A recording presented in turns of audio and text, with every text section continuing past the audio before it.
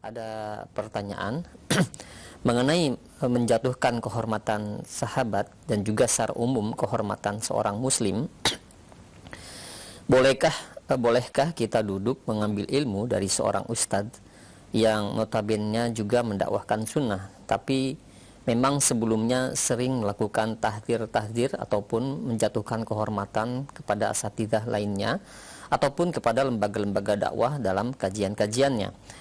Namun karena sekarang ini mereka sudah tidak ada tahdzir lagi dari ceramahnya dan katanya juga sudah tidak seperti dulu lagi, yang mana mereka sudah rujuk dari kesalahan mereka dulu.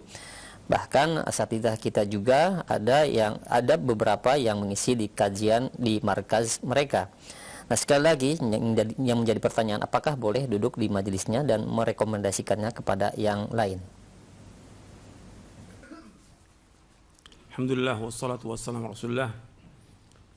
Asyhadu an la ilaha syarika lahu wa asyhadu anna Muhammadan abduhu wa rasuluh. Allahumma shalli wa sallim wa barik. Ini pertanyaan, kalau dilihat dari pertanyaannya berkaitan dengan laskar jihad kayaknya. Dari pertanyaan itu berkaitan dengan laskar jihad. Ya, antum perlu ketahui juga bahwa laskar jihad ini didirikan oleh Ja'far Umar Thalib rahimahullah sejak 20 tahun yang lalu. Namanya Laskar Jihad. Dari nama ini udah nama yang bid'ah. Kemudian berkumpullah karena dia pengen jadi panglima gitu. Bikin laskar jihad untuk perang di mana? Ambon. Itu tahun 2000 itu. Kejadian tahun 2000. Tapi sebelumnya Ustaz Ja'far Umar Thalib ini rahimahullah sudah banyak mentahdzir semua orang. Jadi yang ada sekarang ini pasukannya yang ada ini. Gitu. Jadi sudah banyak mentahdzir. Semua orang ditahdzir, termasuk saya juga ditahdzir. Saya sahabat dekat dengan beliau dari mulai di pondok sampai keluar pondok. Sampai saya ngajar di Salatiga, Tengaran itu tahun 88 sampai tahun 92 sama beliau juga sama-sama. Sampai keluar, kemudian saya belajar di Syekh Utsaimin rahimahullah, kemudian saya pulang, saya ngajar juga di pondoknya di Jogja, Sunnah. Di antara murid-muridnya itu yang sekarang itu yang jelaskan jihad seperti Zulkarnain, Muhammad Sunusi itu tahun 94 tuh, 95 itu dulu belajar sama saya. Masih banyak lagi itu. Puluhan udah yang belajar. Tapi di situ udah mulai mentahdzir, dan saya ingatkan tentang tahdzir ini bukan baru, dari mulai di Tengaran Salatiga sampai juga di Jogja. Saya kurang lebih 2 tahun yang ngajar di sana. Sampai 96 sampai datangnya Syekh Ali Hasan rahimahullah mendamaikan, tapi terus mulai tahdzir terus sampai dirikan laskar jihad. Kalau lihat, tapi tetap menisbatkan kepada salaf ini, kelompok ini. Dan kemudian mereka bikin laskar bawa senjata. Yang pertama kali demo di depan istana, ya mereka pertama kali bawa pedang. Pertama kali nisbat kepada salaf. Apa salaf ada yang demo kepada penguasa? Enggak ada. Ini tahun 2000. Waktu itu presidennya Abdurrahman Wahid. Ini untuk perhatikan, udah demo. Kemudian berangkat ke Maluku, ke Ambon untuk jihad. Bukan jihad, gak boleh. Kemudian teman-teman waktu itu nanya kepada Syekh Muhammad bin Shalih Utsaimin rahimahullah. Kira-kira 1 bulan atau 2 bulan menjelang beliau meninggal. Karena tahun itu beliau meninggal, Syekh Utsaimin. Dikirim surat oleh Syekh bahwa ini bukan jihad, bukan, kata Syekh. Bukan jihad. Tapi ini kewajibannya ulil amri. Perselisihan yang terjadi antara orang-orang Nasrani dan umat Islam di Ambon. Itu kewajibannya siapa? Penguasa. Kita bantu boleh, tapi menyatakan jihad tidak boleh. Masih belum puas, saya kemudian berangkat. Saya dengan Ustadz Abdurrahman At-Tamimi ke masyayikh untuk menanyakan apa benar ini jihad yang dimaksud, jihad Islam yang kita harus berperang. Saya berangkat ke Yordan dan juga ke Saudi Arabia untuk menanyakan kepada masyayikh dan ulama di sana. Semua jawabannya sama seperti Syekh Utsaimin rahimahullah. Saya ketemu dengan Syekh Ali Hasan rahimahullah, Syekh Salim Al-Hilali, kemudian saya ketemu dengan Syekh Abdul Muhsin Al-Abad, Syekh Rabi Al-Wad, dan yang lain banyak loh sudah saya ketemu. Menanyakan tentang masalah bahwa ini fitnah dan itu bukan jihad. Dan ini terus mereka lakukan sempat setahun atau 2 tahun begitu, kemudian pulang mereka bubar. Tapi tetap fikroh mereka kuat karena syubhat sudah masuk kan di kepalanya. Syubhat untuk mentahdir, syubhat untuk segala macam itu kuat. Makanya dikatakan oleh para ulama, syubhat kalau sudah masuk tidak akan keluar lagi. Sampai kapan? Sampai hari kiamat. Syubhat, kata para ulama, kalau sudah masuk itu nggak akan keluar sampai hari kiamat. Jadi yang ada di kepala mereka itu, yang mereka tahdir seperti saya, Ustadz Hakim dan segala macam, itu udah bagi mereka apa? Sesat sudah semua. Itu bagi mereka. Seandainya mereka bubar betul, namanya Laskar Jihad bubar, tapi tetap syubhatnya masih kuat. Ratusan orang yang jadi murid saya itu nggak pernah ketemu lagi udah. Bukan satu yang murid saya itu yang ikut Laskar Jihad, ratusan, tapi nggak pernah ketemu, nggak pernah. Kan itu udah makanan tiap hari itu, ngomongin Ustadz Yazid, Ustadz Hakim, Ustadz tiap hari itu makanan tiap hari itu digibahi. Nah sekarang kemudian katanya mereka tobat, ya urusan mereka dengan siapa? Dengan Allah. Tapi kita lihat muamalahnya nggak ketemu sama kita. Tetap tahdirannya juga nggak pernah dicabut itu, nggak ketemu. Kalau tadi disebutkan bahwa dia pernah mentahdir roja kemudian enggak, kita belum bisa lihat. Sama aja seperti orang-orang yang baru hijrah, Apa kita yakin bahwa mereka tetap istiqomah dengan hijrahnya? Kan belum seperti itu. Nggak usah diangkat, nggak usah dibanggakan, nggak usah dipuji juga, nggak usah. Urusan dia dengan Allah. Gitu. Orang-orang yang sudah belajar dengan kita, yang berjuang di medan dakwah ini banyak sudah. Gitu. Mereka biarkan aja sampai mereka. Kita mengajak mereka untuk kembali tetap. Gitu. Tapi kenyataan kan nggak ada. Artinya mereka mau ketemu minta maaf nggak pernah. Mereka duduk sama kita, kok kita malah duduk sama mereka? Ini kan kebodohan, kejahilan. Mesti mereka yang datang untuk belajar kepada kita atau duduk bersama kita. Bukan kita yang datang ke tempat mereka. Ini nggak benar.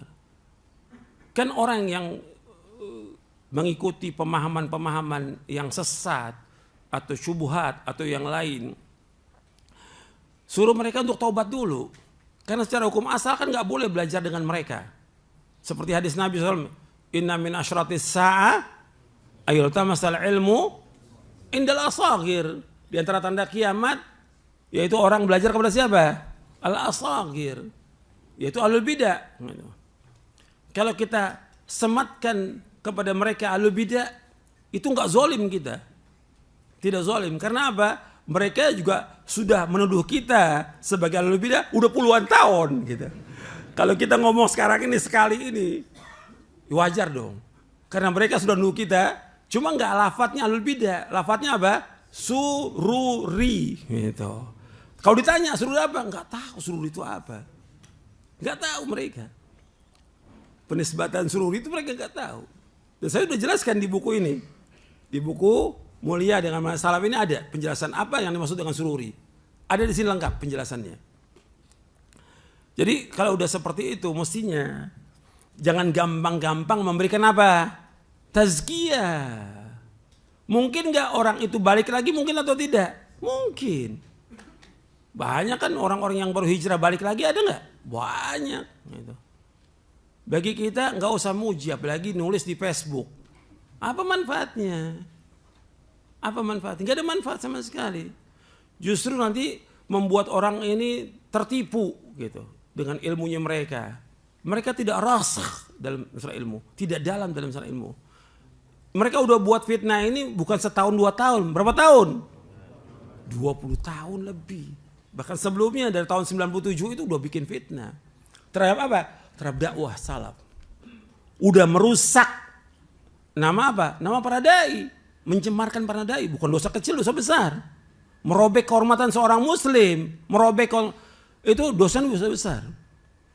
Merobek. Dan ini terus dilakukan oleh mereka. Gak pernah berhenti. Terus. Kemudian juga merusak nama dakwah salaf. Pecah belah dakwah salaf ini. Antum sih gak ngalami. Ya, antum gak ngalami. Saya pelaku sejarah ini. Jadi tahu benar itu. Bagaimana sakitnya dicela, diejek, difitnah, dikucilkan oleh mereka. Karena mereka besar waktu itu. Kita 97, 98 masih kecil berapa orang. Tapi mereka besar, banyak. Gitu. Tapi saya udah bilang ini bakal hancur. Karena orang yang cinta kepada kekuasaan, hubur riasa, kepemimpinan, pasti akan binasa udah. Nggak lama umurnya, paling cuma berapa tahun. 2003 bubar semuanya udah. Nah terus sudah bubar, mesti kan tobat. Nggak ada yang datang. Ratusan tuh, yang saya bilang murid-murid saya tuh, yang ustadz, nggak ada yang datang. Nggak. Tetap aja. Kenapa? Syubhat udah masuk. Yang ada di kepala mereka, ini nggak boleh belajar sama ini. Akhirnya apa? Mereka rata-rata futur, nggak belajar lagi. Sebagian mereka nggak belajar lagi. Bukannya kita nggak ngajak, kita undang mereka dalam kajian-kajian, bukan enggak. Setiap saya masuk ke daerah, saya undang mereka. Oh mereka murid saya kok, atau mereka tamatan Madinah murid saya dulunya. Atau mereka belajar di Yaman juga murid saya mereka semuanya. Tapi memang mereka tidak punya adab, itu nggak punya. Gitu. Seperti yang sekarang saya bilang para dai banyak nggak punya adab itu sekarang ini. Permasalahan adab, nggak punya adab sama sekali. Nggak pernah mau ketemu, nggak pernah mau datang, nggak pernah juga. Ya pasti mereka salah lah. Nggak mungkin mereka nggak bicarakan tentang dakwah kita, nggak mungkin udah. Tuduhan banyak. Dan tuduhannya sama seperti yang mendirikan Laskar Jihad ini, tuduhannya sama. Gabung dengan As-Soffwah, Lajnah Khairiyah, Dewan Dakwah, terakhir Sururi. Itu nggak berubah. Kalau kita tanya buktinya, nggak pernah punya bukti. Mereka nggak punya, sama sekali nggak punya bukti. Tapi yang ada cuma fitnah. Apa nggak dosa? Ya dosa dong. Dosa besar merobek kehormatan seorang muslim. Kita berdakwah untuk menegakkan tauhid, menegakkan sunnah, dituduh oleh mereka apa? Ahlul bidah. Nggak boleh belajar, nggak boleh duduk di majelisnya. Ini udah bukan setahun 2 tahun, puluhan tahun. Kok sekarang tiba-tiba ada ustadz yang ngisi di tempatnya mereka? Ini kan kebodohan, ketololan, gitu. Karena nggak tahu, gitu, gampang sekali. Dan kadang-kadang juga baru diajak makan sama mereka, udah tazkiyah. Ya Allah, benar-benar keterlaluan ini. Emang kalau kita lihat, ya tujuannya mereka untuk apa? Cuma dikasih makan, dikasih duit, tazkiyah. Ya Allah, nggak ada harganya dakwah ini. Murah. Ya seperti yang sekarang ini, seperti itu. Nggak bisa, ini dakwah ini besar, ilmu ini besar, dan sudah diusung udah puluhan tahun untuk menegakkan. Mereka bikin pecah belah umat. Mereka merusak kehormatan para dai. Mereka memfitnah dan segala macam. Mestinya disuruh mereka taubat. Bukan datang. Tetap aja orang yang kena syubhat, ente isi 10 kali, 20 kali, tetap aja nggak berubah. Kecuali dari hatinya sendiri mereka taubat kepada Allah. Justru dengan itu, nggak apa-apa, kita kan juga tahu mereka ngisi. Nggak bakal terima. Karena mereka biasanya orang-orang begitu itu, apakah kelompok itu ahlul bidah, atau takfiri, atau jamaah tahdzir. Saya dulu bilang, ini di buku saya nih yang belum ada di sini, jamaah tahdzir. Satu udah ada sih, JT, jamaah tabligh udah ada di sini, tapi tahdzir belum ada. Gitu. Mungkin nanti perlu dimasukkan juga itu, jamaah tahdzir. Karena termasuk kelompok-kelompok yang sesat dan menyesatkan kaum muslimin. Gitu. Meskipun mereka mengakui bahwa mereka mengikuti dakwah salafiyah. Jadi apa yang dilakukan oleh sebagian ustadz datang kepada sana, itu nggak benar, tidak benar. Jadi jangan datang, kita bikin pengajian di tempat kita, dia mau datang silakan. Mau datang silakan. Tapi kita datang ke tempat jangan, membesarkan dan fitnah buat dakwah salaf nantinya. Dan fitnah buat orang-orang awam. Betul kita datang. Ketika kita datang, murid kita ikut datang atau tidak? Datang. Yang baru-baru ngaji, lihat, oh ustaz ngisi situ, semua ikut kan? Kita ngisi cuma sekali, murid kita Ikut kajian berapa kali? Ratusan kali. Iya tidak? Kalau akalnya waras. Gitu. Ketika kita ngisi sekali, tujuan mereka apa? Supaya murid kita yang sekian banyak ini datang ke situ. Datang betul. Udah kita ngisi cuma sekali atau 2 kali umpamanya. Tapi murid kita karena di situ ada pengajian ustadz-ustadz mereka, ikut ngaji apa tidak? Ngaji. Dapat banyak jamaah mereka. Mestinya enggak begitu. Jangan sekali-kali atau gampang-gampang memberikan tazkiyah kepada orang atau jamaah atau kelompok, jangan. Kita harus wara, takwa kepada Allah. Kita enggak tahu tentang akibat. Dan yang sekarang ini kalau kita lihat sekarang ini, pada yang ada ini tidak tahu dan tidak belajar tentang fikul ma'alat. Akibatnya gimana gitu. Seperti waktu saya bicara banyak lah tentang dakwah ini. Apa akibatnya? Pasti ada akibat, nggak mungkin enggak. Waktu dulu pembahasan tentang pemilu, saya bilang, antum jangan ikut-ikut. Di sini udah urusannya urusan banyak kaum muslimin, antum jangan ikut di dalam. Jangan ikut ngomong, udah diam aja sudah sebagai rakyat. Gitu. Diam aja udah. Terserah orang mau milih atau nggak milih, jangan ikut campur dan jangan ngomong. Udah. Karena apa? Nanti akan bahaya, akibatnya bahaya nanti. Ketika udah dia berkelompok milih, nah itu bahaya sudah. Dan ini terjadi, kita ingatkan. Belum lagi tentang sholat tetap berjamaah atau musibah, pandemi segala macam tetap di masjid rapat safnya. Ini nggak sholat di rumah. Akibatnya apa? Banyak yang nggak sholat sampai sekarang, nggak ke masjid sampai sekarang. Udah pandeminya udah hilang, nggak sholat di masjid. Dipegang tuh fatwanya sholat di rumah. Makanya kita harus belajar tentang fikul ma'alat. Akibatnya apa nanti? Gitu. Seperti bicara soal donasi saya berkali-kali. Karena ada fikul ma'alat. Akibatnya apa nanti? Berat akibatnya. Dan ini berat, udah terjadi, kita harus bicara, nggak boleh diam. Sama seperti ini. Antum datang ke tempat itu berat nanti. Akibatnya apa? Murid-murid antum akan datang ke sana untuk belajar kepada mereka. Antum cuma ngisi sekali 2 kali. Tapi murid antum akan belajar kepada mereka. Jadi mereka akhirnya. Jadi kelompok baru, jamaah tahdir yang baru. Generasi ke berapa ya? Keempat atau kelima nih generasinya, nggak tahu nih. Jangan, justru kita ngajak mereka untuk kembali kepada Quran wa sunnah al-fahmi salam. Bergabung dengan kaum muslimin. Bukan kita bergabung dengan mereka, mereka juga bergabung. Karena mereka sudah memisahkan diri dari jamaah kaum muslimin. Dengan mereka demo, dengan mereka mentahdir, udah memisahkan diri. Yang justru mereka harus bergabung dengan kita, bukan kita masuk ke mereka. Jelasin sampai sini. Kalau saya mau cerita panjang ini.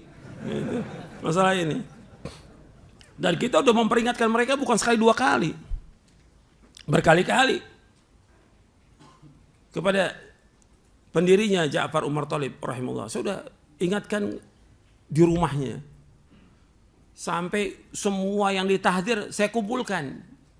Ya ini juga bantuan dari beberapa ikhwan di Surabaya. Kita kumpul di Tawangmangu tahun 96. Semua datang, saya, Ustadz Hakim, Ustadz. Semua ada Ustadz.